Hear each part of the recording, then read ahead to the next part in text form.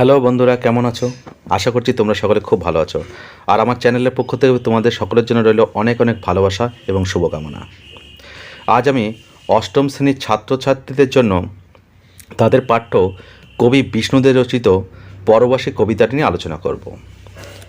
আলোচনার শুরুতে তোমাদের বলবো, আপাত দৃষ্টিতে এই কবিতাটি কিন্তু আমাদের কাছে খুব সরল ও সহজবোধ্য একটি কবিতা, কিন্তু এই কবিতাটির ভেতরে কিন্তু একটি গুরুগম্ভীর ভাববস্তু বা বিষয়বস্তু লুকিয়ে আছে। সেই বিষয়টি আজকে আমি তোমাদের সামনে আলোচনা করব। তাছাড়াও এই কবিতাটিতে প্রকৃতির বিভিন্ন উপাদান এবং জীবজন্তু বা প্রাণীর নাম আমরা পেয়ে থাকব, তারাও কিন্তু এখানে বিভিন্ন প্রতীকী অর্থে ব্যবহৃত হয়েছে। সেই বিষয়টিও আজকে তোমাদের সামনে পরিষ্কার করে দেবো বা আলোচনা করব। চলো এবারে আমরা মূল আলোচনায় প্রবেশ করি। পরবাসী বিষ্ণুতে। আলোচনার শুরুতেই আমরা বিষ্ণুদেব সম্পর্কে অতি সংক্ষেপে কয়েকটি কথা জেনে নিই। 1909 খ্রিস্টাব্দে 18 জুলাই কলকাতার পটলডাঙ্গায় বিষ্ণুদেব জন্ম হয়। বাবা অ্যাটর্নি অবিনাশ চন্দ্র দে। 1933 খ্রিস্টাব্দে কলকাতা বিশ্ববিদ্যালয় থেকে ইংরাজি ভাষা ও সাহিত্যে MA পাশ করেন। কর্মজীবন কেটেছেন অধ্যাপনা করে। প্রথম জীবনে কবিতা লিখেছেন বিচিত্রা, কল্লোল, ধূপছায়া, প্রগতি প্রভৃতি পত্রিকায়। তার প্রথম কাব্যগ্রন্থ হল উর্বশী ও আর্টিমিস। এরপরে লিখেছেন চোরাবালি, সাত ভাই চম্পা, সন্দীপের চর, অন্বিষ্ট, নাম রেখেছি কোমল গান্ধার, তুমি শুধু 25শে বৈশাখ, স্মৃতিসভা ভবিষ্যৎ, উত্তরে থাকো মৌন ইত্যাদি কাব্যগ্রন্থ। কাব্যচর্চার জন্য নানা পুরস্কারে পুরস্কৃত হয়েছেন আমাদের কবি। 1965 সালে পেয়েছেন সাহিত্য একাডেমি পুরস্কার। 1967 পেয়েছেন সোভিয়েত ল্যান্ড নেহরু পুরস্কার। স্মৃতিসভা ভবিষ্যৎ কাব্যগ্রন্থের জন্য পেয়েছেন জ্ঞানপীঠ পুরস্কার। আমাদের আলোচ্য পরবাসী কবিতাটা তার তুমি শুধু 25শে বৈশাখ এই কাব্যগ্রন্থ থেকে নেওয়া হয়েছে। চলো এবার আমরা কবিতাটি পাঠ করি। পরবাসী বিষ্ণুতে। দুই দিকে বন, মাঝে ঝিকিমিকি পথ, একে বেঁকে চলে প্রকৃতির তালে তালে, রাতের আলোয় থেকে থেকে জলে চোখ, নেচে লাভ দেয় কচি কচি খরগোশ। নিটোল টিলার পলাশের ঝোপে দেখেছি হঠাৎ পুলকে বনময়ূরের কথ্য, তাঁবুর ছায়ায় নদীর সোনালি সেতারে মিলিয়েছি তার সুষমা। চুপি চুপি আসে নদীর কিনারে জল খাই, শুনেছি সিন্ধু মনির হরিণ আহ্বান। চিতা চলে গেল লুপ্ত হিংস্র চন্দ্রে, বন্য প্রাণের কথাগুলির বেগ জাগিয়ে। কোথায় সে বন? বসতিও কই বসেনি, শুধু প্রান্তর শুকনো হাওয়ার হাহাকার। জঙ্গল সাপ, গ্রাম মরে গেছে, শহরের পত্তন নেই, ময়ূর মরেছে পর নেই। কেন এই দেশে মানুষ মৌন অসহায়? কেন নদী গাছ পাহাড় এমন গৌণ? সারা দেশময় তাঁবু বয়ে কত ঘুরব, পরবাসী কবে নিজ বাসভূমি করবে?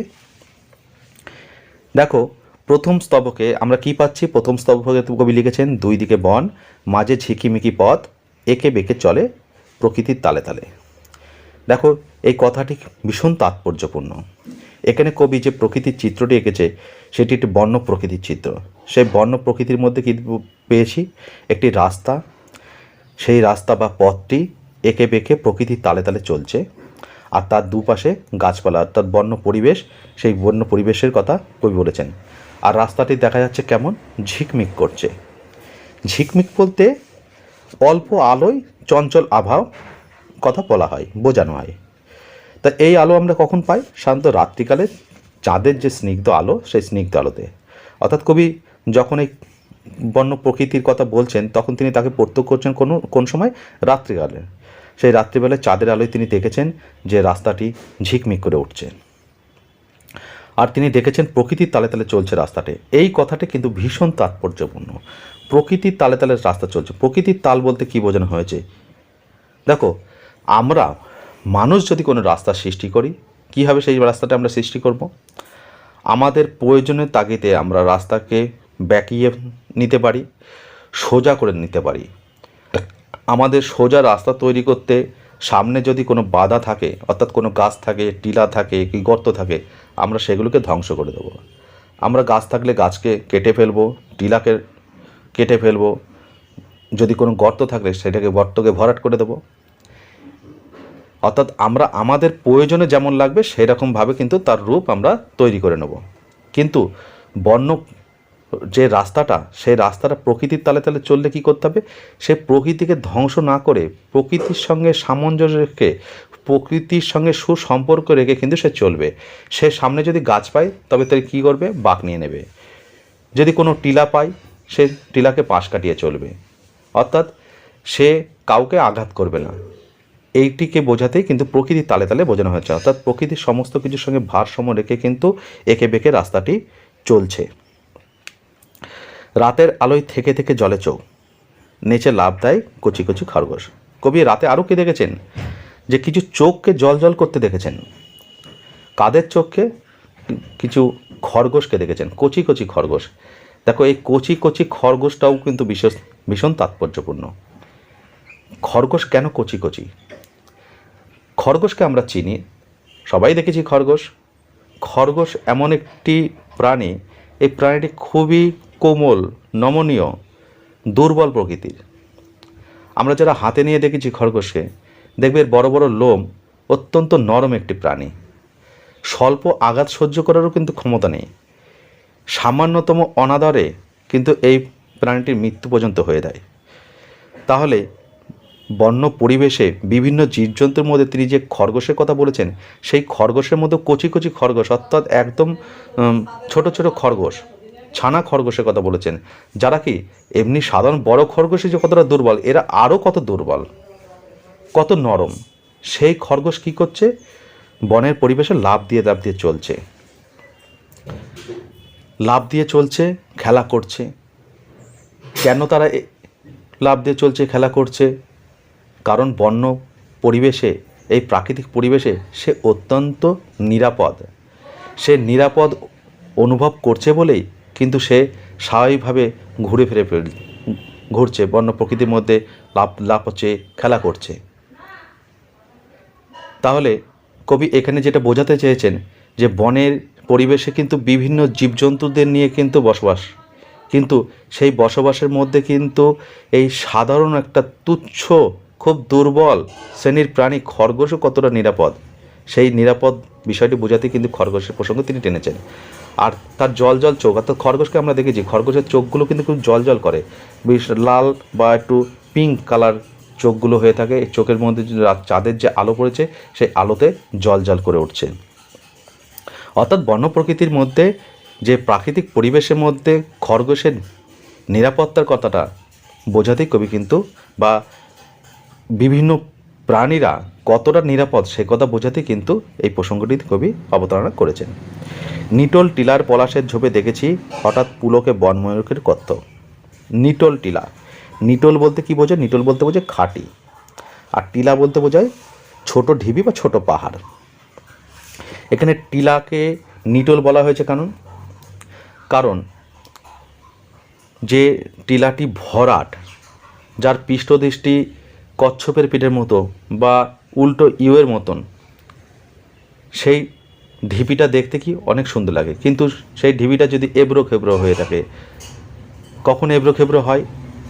যখন তার উপর কোনো বিপর্যয় ঘটেছে, হয়তো ভূমিকম্প ঘটেছে, কিংবা মানুষ তার প্রয়োজনের তাগিদে ওই টিলার কিছুটা অংশ হয়তো ধ্বংস করে ফেলেছে, সেখান থেকে কেটে হয়তো তার পাথর হোক বা মাটি হোক সেখান দিয়ে নিয়ে চলে গেছে। ফলে সেটা কি দেখতে হয়েছে, তার মসৃণ যে রূপটা, সেই রূপটা আর নেই, ফলে এবড়ো খেবড়ো দেখতে হয়েছে, সেই টিলাটি দেখতে ভালো লাগে না। কিন্তু কবি যে প্রাকৃতিক পরিবেশের কথা বর্ণনা করেছেন, সেই টিলাটি কিন্তু নিটোল, একদম ভরপুর, সুন্দর। আর তার উপরে কি রয়েছে? পলাশ গাছের ঝোপ। পলাশ গাছ, পলাশ ফুল আমরা সকলেই চিনি, কারণ সরস্বতী পুজোর সময় আমরা এই ফুলটি দেখে থাকি, কারণ সরস্বতী পুজোতে এই ফুলটি আবশ্যক।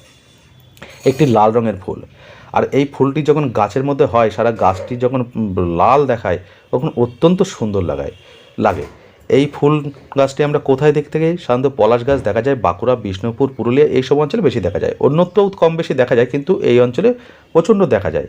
বসন্তকালে এই ফুলগুলি যখন ফোটে, তখন ওইখানকার যে শোভা, সেই শোভা যে কতটা সুন্দর সে বলে বর্ণনা করা যায় না, সেটা প্রত্যক্ষ করতে হবে। কবি প্রত্যক্ষ করেছেন, সেই পলাশের ঝোপ দেখেছেন, সেই টিলার মধ্যে সারি সারি গাছ রয়েছে, তার যে অপরূপ সৌন্দর্য কবি লক্ষ্য করেছেন। আর তিনি সেখানে কি দেখেছেন? সেখানে দেখেছেন পুলকে বনময়ূরের কত্থক। পুলকে বলতে আনন্দের সঙ্গে বনময়ূর, অর্থাৎ বনের মধ্যে যে ময়ূর পাখি রয়েছে, সেই ময়ূর পাখির কত্থক কিন্তু একটি বিশেষ নৃত্যকলা। এই নৃত্যকলাটা কি? দেখো, আমরা যারা বিভিন্ন শিল্প চর্চা করি তারা জানি যে এই শিল্প চর্চাকে বা শিল্পকে কয়েকটি ভাগে ভাগ করা হয়। উচ্চাঙ্গ শিল্প বা ধ্রুপদী শিল্প, তারপর পরিশীলিত শিল্প, লোকশিল্প, এরকমভাবে শিল্পকে কিন্তু বিভিন্ন ভাগে ভাগ করা রয়েছে। তার মধ্যে যে উচ্চাঙ্গ যে শিল্প, ধ্রুপদী যে শিল্প, শাস্ত্রীয় শিল্প যেটি, সেই শিল্পকলার অন্তর্গত কিন্তু এই কত্থক নৃত্যটি। অষ্টাদশ শতকে এই নৃত্যশিল্পটির উৎপত্তি হয়েছে। উত্তর ভারতীয় বৈশিষ্ট্যযুক্ত কত্থক নৃত্য জয়পুর, এলাহাবাদ এবং পাঞ্জাব এই সমস্ত অঞ্চলেই বেশি দেখা যায়। তবে বর্তমানে পূর্ব ও পশ্চিম ভারতেও এর চর্চা হয়ে থাকে। কত্থকের নৃত্যস্থল ছিল দরবার। বর্তমানে জলসায়, রঙ্গমঞ্চে, চলচ্চিত্রেও কত্থক নৃত্য দেখা যায়। মুখ নিঃসৃত শ্লোক ও কাব্য এবং তবলা ও পাকোয়াজের বোলের সঙ্গে সঙ্গতি রক্ষা করে হাত পা চালনা করা হয় এর বৈশিষ্ট্য। উচ্চারিত শ্লোক বা বোলের সঙ্গে পরিবেশিত হয় বলে এই নৃত্যশিল্পীর নাম কত্থক। কত্থক শিল্পীর পরনে থাকে চুড়িদার, পায়জামা, সঙ্গে আংরাখা, বুন্দি, কর্তা, কানে দুল, মাথায় থাকে জমিদারি টুপি, পায়ে নূপুর। বাদ্যযন্ত্রের মধ্যে সারেঙ্গি, বায়া, তবলা, পাকোয়াজ এবং হারমোনিয়াম প্রভৃতি। এটি একটি নমনীয় নৃত্যকলা। তা আমাদের বয়নময়ূর, সে তার পুলকে অর্থাৎ আনন্দে, খুশিতে যে বনের মধ্যে চলাফেরা করছে, সেটা কি কবির মনে হচ্ছে না সে কত্থক নৃত্য করছে? দেখো, আমরা ময়ূরকে দেখেছি, ময়ূর পেখম মেলে কী করে, ময়ূর পেখম মেলে যখন হাঁটাচলা করে তখন খুব সৌন্দর্য লাগে, অপরূপ সৌন্দর্যের সৃষ্টি করে। তা বন ময়ূর সে বনের মধ্যে, সে প্রাকৃতিক পরিবেশে, তার নিজের চেনা পরিবেশে, নিজের জগতের মধ্যে সে আনন্দিত। আমরা প্রত্যেকের নিজের গৃহে কিন্তু খুব আনন্দে থাকি। ঠিক তেমনি সেই বন্য পরিবেশে, নিজের পরিবেশে, নিজের এলাকায় সেই এতটাই নিরাপদ, সেই নিরাপদে সে কী করছে, খুশিতে বনময়ূরটি নাচছে। অর্থাৎ প্রাকৃতিক পরিবেশে তার নিরাপত্তার কথাটা বোঝাতে বন ময়ূরকে প্রসঙ্গে এনেছে। বন ময়ূরও কিন্তু খরগোশের মতো একটি খুব নমনীয়, কোমল প্রকৃতির একটি সাধারণ কিন্তু পক্ষী। সেই পক্ষীর নিরাপত্তাটা, সেই পক্ষীর আনন্দের কথা কিন্তু কবি আমাদের এই আলোচ্য অংশে প্রকাশ করেছেন। তাঁবুর ছায়ায় নদীর সোনালি সেতারে মিলিয়েছে তার সুষমা। তাঁবুর ছায়ায়, তাঁবুর ছায়া বলতে কি বোঝানো হয়েছে? তাঁবুর ছায়া বলতে দেখো বোঝায় যে যারা অস্থায়ীভাবে কোনো জায়গায় বসবাস করে তারা কি করে, তাঁবু এক ধরনের পলিথিন জাতীয় জিনিস দিয়ে তারা একটা গৃহ মতন বা আবাসস্থল তৈরি করে। সেখানে তারা কিছুদিন তার প্রয়োজনের তাগিদে বসবাস করে, আবার সেই তাঁবুটিকে সরিয়ে নিয়ে অন্যত্র চলে যায়। তা কবি এখানে যে তাঁবুর কথা বলেছেন, সে তাঁবু কিন্তু গাছের যে ছায়ায়, অর্থাৎ কবি যে ঘন বন্য প্রকৃতির কথা বলেছেন, সেখানে দেখবে যদি ঘন জঙ্গলে তুমি যাও, সেখানে দেখবে প্রত্যেকটা গাছ, প্রত্যেকটা গাছের ডালপালা একে অপরের সঙ্গে মিলিত হয়ে গেছে, আর তাদের যে ঘন পাতা পরস্পরের সাথে মিশে একটা ছাতা বা একটা তাঁবুর মতো তৈরি করে। সেই তাঁবুর তলায় বা সেই গাছের পাতার তলায় কি হয়, ছায়া থাকে। কবি সেই গাছের তলায়, সেই ছায়ায় বসে বসে কি দেখেছেন, কি নদীর সোনালি সেতার, অর্থাৎ তিনি একটি নদীর পাড়ে গাছের তলায় বসে নদীর যে অপরূপ সৌন্দর্য, নদীর যে ধ্বনি, সেই ধ্বনি শুনেছেন। সেই কীভাবে শুনেছেন দেখো, সেটা ব্যাখ্যা করব। নদীর সোনালি, নদীর রং কি, নদীর যে জলের, সেই জলের কি রং আছে আমরা জানি নেই। নদীর জল কীভাবে রাঙায়িত হয়, তার উপর যে রঙের ছায়া পড়ে, সেই রঙের ছায়ায় সে কিন্তু রঙিন হয়ে ওঠে। এখানে সোনালি রং নদী কোথা থেকে পেল? সোনালি রং পেল সূর্যের কাছ থেকে। দেখো, সোনালি রংটা কিন্তু আমাদের কাছে বিভিন্ন বর্ণের মধ্যে কিন্তু একটি শ্রেষ্ঠ বর্ণ। সোনা আমরা জানি খুব মূল্যবান একটি ধাতু। তাই সোনার যে রূপ, সোনার যে রং, সেই রংটির জন্যই তো সোনা আমাদের অত্যন্ত প্রিয় একটি ধাতু। তা কবি নদীর যে জল, সেই নদীর জলকে তিনি সোনার রূপের সঙ্গে বর্ণনা করেছেন বা সোনার বর্ণের সঙ্গে তুলনা করেছেন। সেই রঙটি কোথা থেকে পেয়েছেন? সূর্যের কিরণ থেকে। সূর্যের আলো, সোনালি আলো যখন নদীর জলের উপর পড়েছে, তখন সেই রঙটি হয়েছে সোনালি মতন। আর সেই সোনালি জলযুক্ত নদীকে কবি তুলনা করেছেন একটি সেতারের সঙ্গে। সেতার কি? সেতার একটি বিশেষ বাদ্যযন্ত্র। একে বলা হয় সে তারের সমাহার। সে বলতে তিনটি তার, তিনটি তারের সমাহারে গঠিত এই বাদ্যযন্ত্র। এই তারকে বাজিয়ে কি করে, নানা সুর তোলা হয়। সেই সুর আমাদের শুনতে ভালো লাগে, শ্রুতিমধুর হয়। তেমনি কবি তার গাছের তলায় ছায়াতে বসে, নদীর পাড়ে বসে, নদীর যে স্রোতের যে কলতান, কলকল ধ্বনি, সেই ধ্বনিতে তার মনে হয় যেন সেতার বাজছে। তিনি সেতারের সুরের সঙ্গে তার যে সুষমা, অর্থাৎ তার যে শোভা, তার সঙ্গে তিনি একাত্মতা হয়ে মিলিয়েছি বলতে তার সঙ্গে তিনি একাত্মতা হয়ে গেছেন, অর্থাৎ পল্লী প্রকৃতির সঙ্গে কবি একাত্ম হয়ে গেছেন। সে কথা বোঝাতেই কিন্তু কবি এই অংশটির অবতারণা করেছেন। চুপি চুপি আসে নদী কিনারে জল খায়, শুনেছি সিন্ধুমণির হরিণ আহ্বান। চুপি চুপি নদীর কিনারে কারা জল খেতে আসছে? চুপি চুপি নদীর কিনারে জল খেতে আসে বন্য বিভিন্ন পশুরা, জীবজন্তুরা। দেখো, আমরা এর আগের চরণগুলোতে দেখেছি বন্য পশু বা বন্য জীবজন্তু, মানে বনের পরিবেশে যে অত্যন্ত ক্ষুদ্র তুচ্ছ সেই জীবজন্তুগুলো, তারাও কতটা নিরাপদ, সেই নিরাপদের কারণে তারা আনন্দিত, পুলকিত। কিন্তু তারা যখন জল খেতে আসছে তখন তারা সেই নিরাপদটা অনুভব করছে না, তারা চুপি চুপি লুকিয়ে লুকিয়ে জল খেতে আসছে। কেন কবি এই অংশের অবতারণা করেছেন? কারণ এই অংশটি বিশেষ তাৎপর্যপূর্ণ। কারণ তার নিজের পরিবেশ, নিজের চেনা জায়গায় তারা জল খেতে এসে কেন নিরাপত্তাহীনতায় ভুগছে? কারণ সেই প্রসঙ্গে তিনি সিন্ধুমণির যে হত্যার কাহিনী, সেই কাহিনীটির অবতারণা করেছে। এই কাহিনীটি তোমরা যদি জানো তাহলে বিষয়টি বুঝতে পারবো। দেখো, সিন্ধুমণির কথা আমরা পাই সাধারণত রামায়ণে। তার পিতামাতা ছিল অন্ধ। সেই সিন্ধুমণি পিতামাতার প্রতি পিতামাতার প্রতি তার এতটাই ভক্তি ছিল যে সে পিতামাতাকে কখনো ছেড়ে যেত না। সে সবসময় যেখানে যেত তার ঘাড়ে বাঁকের সাহায্যে দুপাশে পিতামাতাকে ঝুলিয়ে নিয়ে যেত। একদা তিনি এইভাবেই তার পিতামাতাকে নিয়ে বনের মধ্যে দিয়ে যাচ্ছিলেন। হঠাৎই তার পিতামাতা কী হয়, তৃষ্ণার্ত হয়ে ওঠে। তখন তিনি জল খোঁজার জন্য তার পিতামাতাকে এক জায়গায় নামিয়ে তিনি নদীতে গিয়েছিলেন। সেই সময় অযোধ্যার রাজা দশরথ তিনি কি করতে বেরিয়েছিলেন? তিনি শিকারে বেরিয়েছিলেন। সিন্ধুমণি তার কলসে করে নদীতে যখন জল ভরছিলেন তখন আওয়াজ হচ্ছিল। সেই আওয়াজ শুনে রাজা দশরথ মনে করেন যে কোনো হরিণ হয়তো জল খাচ্ছে। তখন তিনি হরিণকে উদ্দেশ্য করে একটি শব্দবেদী বাণ নিক্ষেপ করে। ফলে সেই বাণ গিয়ে লাগে সিন্ধুমণির গায়ে। সিন্ধুমণি তখন সেখানেই মৃত্যুবরণ করে। এরপর রাজা যখন সেখানে এসে দেখেন সিন্ধুমণি বধ হয়েছেন, তখন তিনি তার অন্ধ পিতামাতার কাছে তার মৃত পুত্রকে গিয়ে নিয়ে যান।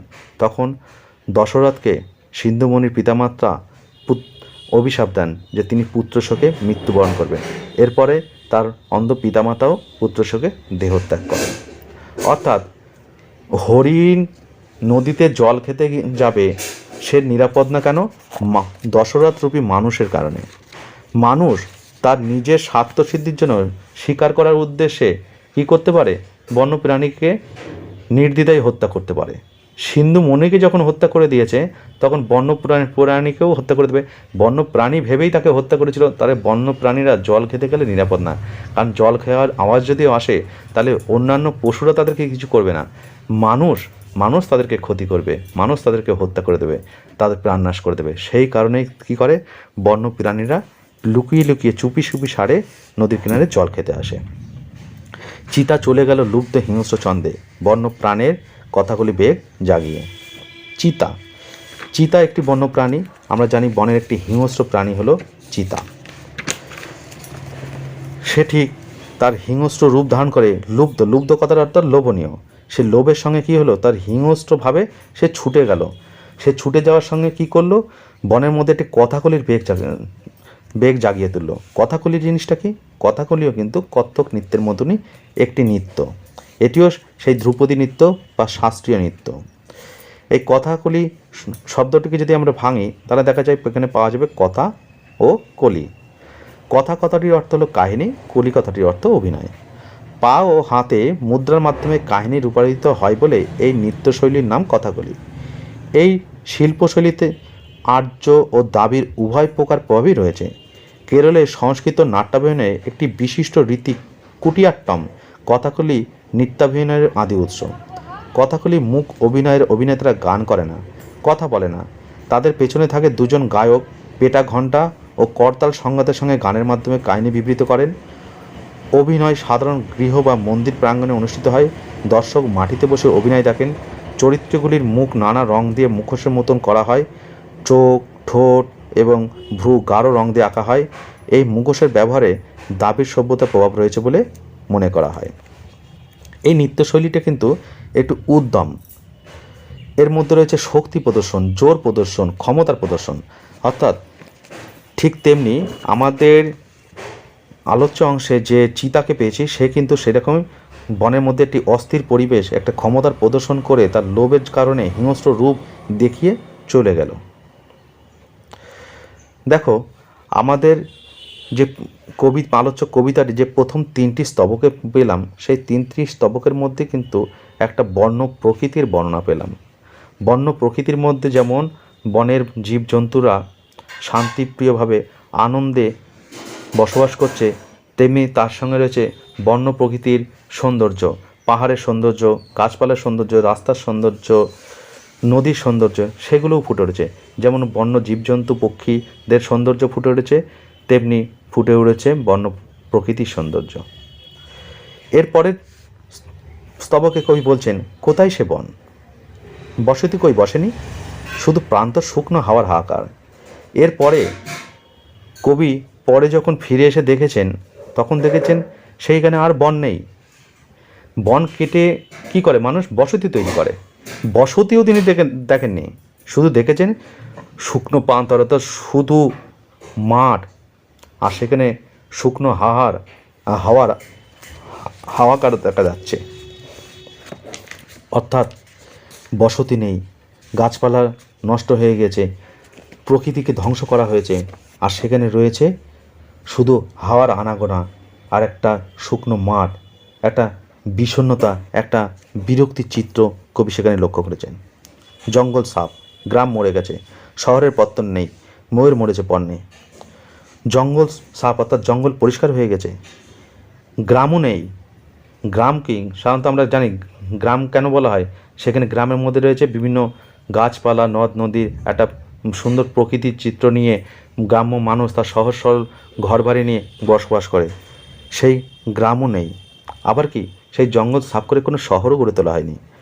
সাধারণত কী করে, জঙ্গল কেটে মানুষ সেখানে বড় বড় অট্টালিকা তৈরি করে, কলকারখানা তৈরি করে, সুন্দর সুন্দর বড় বড় রাস্তা তৈরি করে, মানুষ তার প্রয়োজনের জন্য, নিজের স্বার্থের জন্য এসব করে। কিন্তু এখানে মানুষ কি করেছে, এখানে মানুষ বন জঙ্গল সাফ করে দিয়ে কোনো বসতি তৈরি করেনি, না শহর করেছে, না গ্রাম বানিয়েছে, শুধু সেই জায়গাটাকে একটা শুকনো মাঠ করে তুলেছে। কী জন্য করেছে? মানুষ তার নিজের স্বার্থের সিদ্ধির জন্য, তার মুনাফা লাভের জন্য, আরও বেশি ধনী হওয়ার জন্য এই কাজ করেছে। বন্য প্রকৃতির পরিবেশের সমস্ত কিছুকে তিনি ব্যবসায়িক স্বার্থে পণ্যে পরিণত করেছে। এমনকি বন্য জীবজন্তুরাও তার কাছ থেকে ছাড় পায়নি। দেখো, ময়ূর মরেছে পণ্যে, অর্থাৎ ময়ূরকেও মেরে পণ্যে পরিণত করা হয়েছে। আমরা জানি গাছপালা কেটে মানুষ সেগুলোকে বাণিজ্যিক স্বার্থে ব্যবসা করে, কিন্তু বনের যে জীবজন্তু, একটা সুন্দর প্রাণী ময়ূর, তাকে পর্যন্ত মেরে ফেলেছে ব্যবসায়িক স্বার্থে, তাকে পণ্যে পরিণত করেছে। আমরা বিভিন্ন মানুষের বাড়িতে বেড়াতে গেলে, এমনকি আমাদের নিজেদের বাড়িতেও খুঁজে পাওয়া যাবে, বিভিন্ন অফিস আদালতে, দোকানে ঘাটেও দেখা যায় যে ময়ূরের পেখম দিয়ে বিভিন্ন সুন্দর সুন্দর জিনিস তৈরি করে সজ্জিত করা হয় বাড়ি, ঘরদোর, দোকানপাট। তাহলে ময়ূরের পেখমটা আসছে কোথা থেকে? ময়ূরের শরীর থেকে আসে। সেই পেখমের মালিককে ময়ূর। আমাদের নিজেদের শরীর থেকে যদি আমাদের কোনো অঙ্গ প্রত্যঙ্গকে যদি বিচ্ছিন্ন করে ব্যবসায়িক স্বার্থে যদি কেউ বেচে দেয়, তাহলে আমাদের সাথে কী অন্যায়টা হবে একবার ভাবো। এটা কি উচিত হবে? আমরা যখন আমাদের শরীরে কোনো অঙ্গ প্রত্যঙ্গকে বিচ্ছিন্ন করব না ব্যবসায়িক স্বার্থে, সেটাকে দিয়ে যখন আমরা ব্যবসা করব না, তেমনি ময়ূর, সেও তো একটি প্রাণী, জীবজগতে তারও তো বেঁচে থাকার অধিকার আছে, তাকে মেরে কেন আমরা ব্যবসা করব? আমাদের কিসের এত অর্থ প্রয়োজন যার জন্য আমাদেরকে বন জঙ্গল পশু প্রাণীকে হত্যা করতে হবে? কিন্তু স্বার্থান্বেষী লোভী মানুষ তার লোভের জন্য, তার স্বার্থের জন্য এই কাজটি করে থাকে। বন্য প্রাণী অর্থাৎ সুন্দর একটি পক্ষী, সেও পণ্যে পরিণত হয়, তাকেও মৃত্যুবরণ করতে হয়। এর পরের স্তবকে কবি বলেছেন, কেন এই দেশে মানুষ মৌন অসহায়?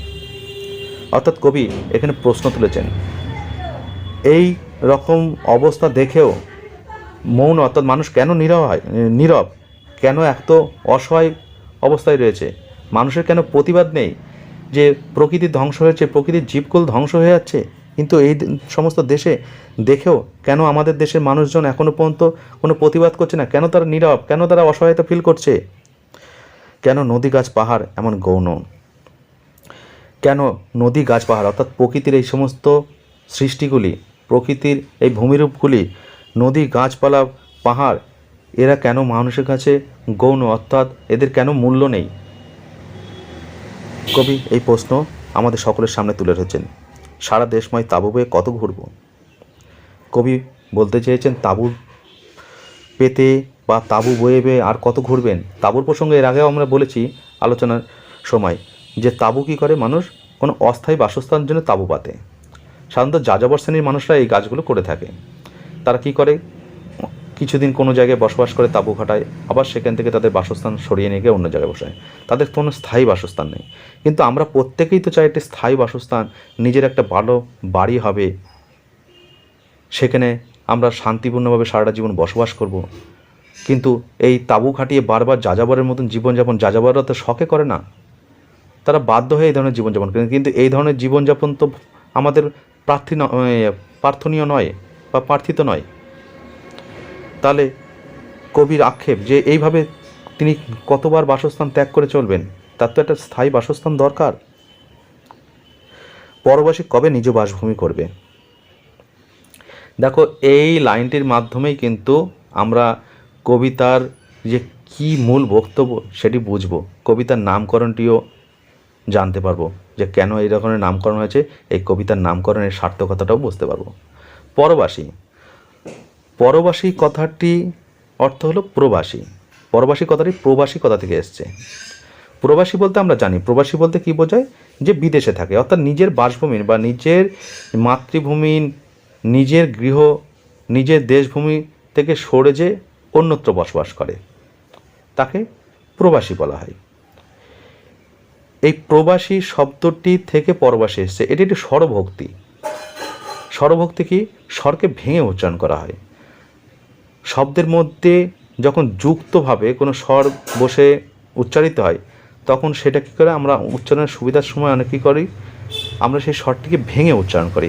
যেমন পয়ের ফলা, পয়ের সঙ্গে র ফলাটা যুক্ত ছিল, আমরা সেই র ফলাকে পয়ের থেকে বিচ্ছিন্ন করে ভেঙে নিয়ে কী করছি, পরবাসী উচ্চারণ করছি। এটা একটি স্বরভক্তি শব্দ, এই ভেঙে উচ্চারণ করা হচ্ছে।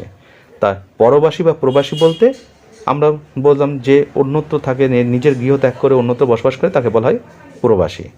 কিন্তু কবি এখানে যে প্রবাসী বা পরবাসীর কথা বলেছে সেটা কিন্তু অদ্ভুত। কেন অদ্ভুত? কারণ আমরা নিজের বাসভূমিতে, নিজের গৃহে, নিজের মাতৃভূমিতেই প্রবাসী। এই বিষয়টি কেমন, এই বিষয়টি দেখো তোমাদের বুঝিয়ে দিচ্ছি। তোমরা প্রত্যেকেই নিশ্চয়ই তোমার আত্মীয় স্বজনের বাড়িতে বেড়াতে যাও, তাই তো? বেড়াতে গিয়ে দেখবে প্রথম প্রথম ভালো লাগলেও কয়েকদিন পরে কিন্তু তোমার আর ভালো লাগে না। কি মনে হয়, কখন নিজের বাড়িতে ফিরে যাব? কেন তোমার নিজের বাড়িতে ফিরতে ইচ্ছা করে? কারণ তুমি যে আত্মীয়ের বাড়িতে গিয়েছো, সেখানে তুমি তোমার নিজের চেনা যে প্রকৃতি, নিজের যে চেনা পরিবেশ, নিজের চেনা মানুষকে তুমি আর দেখতে পাচ্ছ না।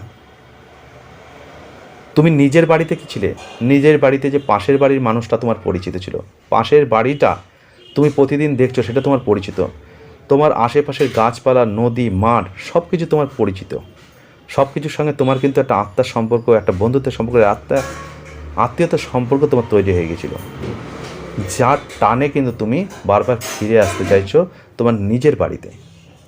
কারণ তুমি তোমার আত্মীয়র বাড়িতে গিয়ে, তার পাশেও কিন্তু বাড়ি আছে, সেখানেও নদী আছে, গাছপালা আছে, পুকুর আছে, পশু পাখি সবই আছে, কিন্তু তাদের সাথে তোমার কোনো পরিচয় নেই।